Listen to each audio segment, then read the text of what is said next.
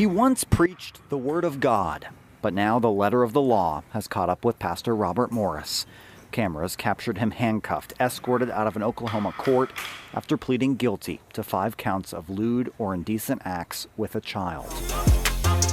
Recently, there have been a lot of conversations surrounding pastors about what happens when someone falls and how the church responds. And as I've been watching and praying through some of this, I think there are important lessons for all of us in ministry, whether we're preaching every Sunday or just leading small groups in our homes. What I want to do in this video isn't to tear down anyone or to add to the noise. No, it's not my heart. My heart is to look at what Scripture actually teaches us and what we can learn about integrity, about accountability, about how we handle sins and restoration of our leaders. Because the truth is, ministry isn't like any other job. When we stand before God's people, when we teach, when we counsel, and when we lead, our personal and spiritual life can't be separated from what we do. And if we're not careful, we can get so focused on growing our ministry, our influence, or even protecting our reputation that we stop doing the one thing that God has called us to do, and that is self-inventory. So in this conversation, I want to touch on 2 things we can learn from these recent situations. First, the importance of self-examination as pastors and leaders, and second, the importance of accountability, even when it costs us something. Let's start with self-inventory, because before we talk about accountability or restoration, we need to be honest with ourselves, especially when no one is watching. In most jobs, you can separate your personal life from your performance. If I work at a company, even a big one, as long as I'm productive, nobody asks my heart or home life. But in ministry, it doesn't work that way. Your character flows through everything you do. You can't hide behind charisma or even results. Eventually, what's in your heart comes out in your ministry. And that's why self-inventory is so critical. It's not just about avoiding moral failure. It's about keeping a clean heart before God while regularly asking, have I gotten too comfortable with sin? Am I serving people out of love or out of pride? Am I focused on building a platform more than building people? And lastly, when's the last time I let someone correct me and I actually listened? You see, the higher we go in leadership, the easier it is to hide. The more successful a ministry becomes, the harder it is to tell the difference between anointing and momentum. Let me say that one more time. The more successful a ministry is, it becomes so much harder to differentiate between anointing and momentum. A business may say, as long as your results are good, we are fine. But in the kingdom, God says, I care about your righteousness, not just your results. Paul reminds Timothy in 1 Timothy 4:16, where he says to watch your life and your doctrine closely. Persevere in them, because if you do, you will save both yourself and your hearers. The health of the shepherd always affects the health of the sheep. So now that we've tackled self-inventory, let's now tackle accountability. And this is where things get really important. Sometimes when a pastor falls, the way the church responds is less than ideal. There's a joke out there that I heard. I won't say it word for word, but it compares how some church handles pastors similar to how aquariums handle sharks. When a shark bites someone or acts aggressively and harms someone, they don't put the shark down. Instead, they just move the shark to a different tank, to a different aquarium. Why? Because the shark is still valuable to the company. And sometimes church leadership acts in a similar way. A pastor messes up, takes a short break, maybe steps down for a season, and then comes back in a new church or in a new role. And everyone acts like it's a fresh start. But the truth is, the same issues may still be there, and the flock is still at risk. We have to remember, accountability is not about punishment. It's about protection. Protection for the people, protection for the ministry, and even for the leader themselves. True accountability involves honesty, correction, and sometimes stepping away from leadership until trust is restored. Paul says in 1 Timothy 5:20, those who persist in sin are to be rebuked in the presence of all, so that others may stand in fear. That doesn't mean shaming, it means responsibility. And Galatians 6:1 reminds us restoration is possible, but it must be done with gentleness, humility, and a clear boundary.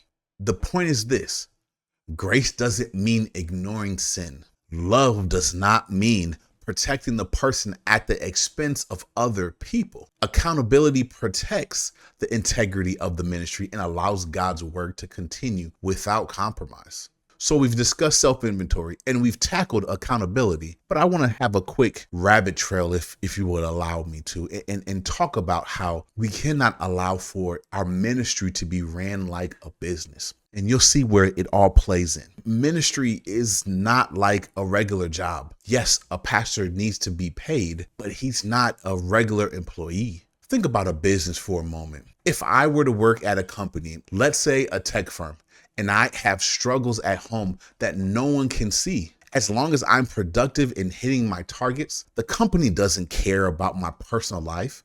They'll say, keep doing what you're doing because it's working. But ministry does not work like that.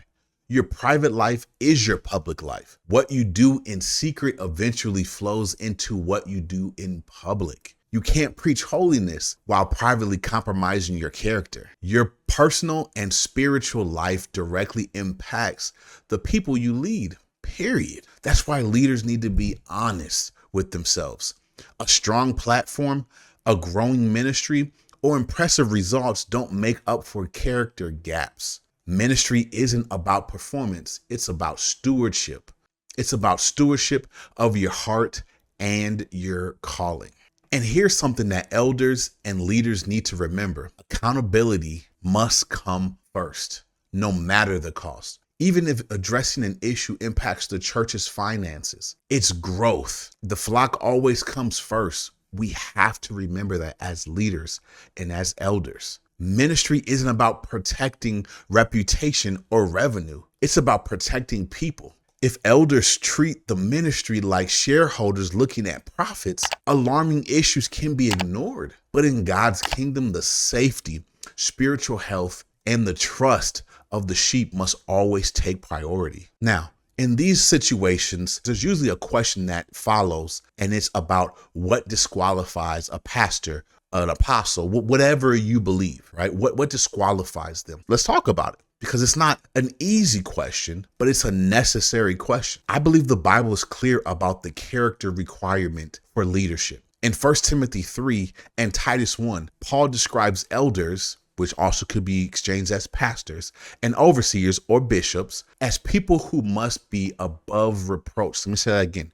People who must be above reproach, faithful to their spouses, self-controlled, not greedy, not violent, and able to teach sound doctrine. Now, that last part, sound doctrine, at least in today's age, and probably in the age that Paul was talking about this, people would argue that, because again, everybody wanted to hear what they would like to hear. But sin is sin before God. Don't get me wrong. Sin is sin, and everyone has struggles. But not every sin affects pastoral trust in the same way. Some struggles, when addressed with transparency and accountability, do not automatically disqualify someone from leadership. On the other hand, sins that directly harm others, such as infidelity, abuse, deliberate theft, or other breaches of trust, are much heavier. These are violations that directly impact the flock and the credibility of the ministry. Forgiveness is always available, but restoration to leadership may take longer or may not happen at all, depending on the severity and the impact. And this is where the responsibility of our elders comes in. As we discussed in the previous section, it is up to the leaders and the elders to hold the pastor accountable. Again, even if it impacts finances, growth, or the platform, because protecting the people and the integrity of the ministry is always the priority. Now, let me say this. Restoration is possible, but it must include genuine repentance, accountability, and visible fruit of change. Grace restores relationship with God, but credibility with people must be rebuilt carefully. It shouldn't be forced. Leadership is not about the gifts you have or the platform you maintain. It's about the trust people can place in you. Since I mentioned restoration, let me continue on for a bit, because grace is at the heart of ministry. Restoration is always there, as I said, but it must be approached with wisdom. Forgiveness restores a relationship with God, but leadership is about more than forgiveness. It's about trust, integrity, and safety of people we serve. When a leader has fallen, the process of restoration should include repentance, accountability, visibility of the evidence of change.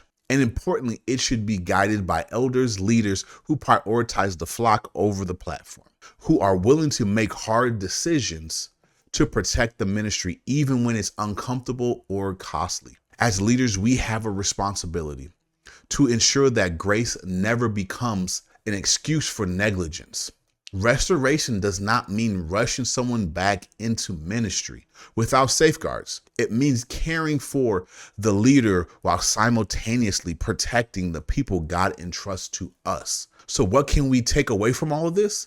Ministry isn't about building a platform. It isn't about reputation, and it isn't about growth. It's not about your skills. It's not about your gifts. It's not about bringing more people into the kingdom. It's about character, accountability, and shepherding God's people faithfully. Watching leaders like Robert Morris and Tony Evans reminds us that even respected leaders face challenges. But the goal isn't to dwell on mistakes. It's to learn from them. Let's commit to self-examination, accountability, and wise restoration so that our ministries can reflect the heart of Christ and protect those he called us to serve. God bless you.